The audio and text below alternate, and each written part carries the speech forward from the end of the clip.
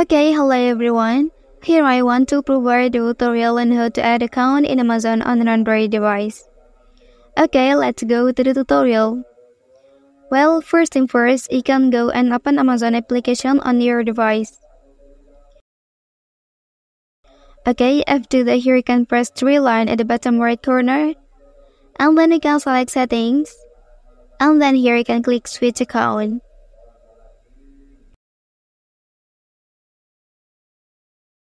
Well, after that you can click add account.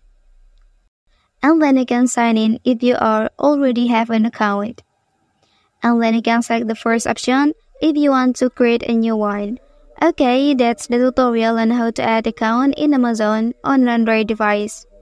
If you are helped by this video, don't forget to like and subscribe to get other information from this channel. Thank you.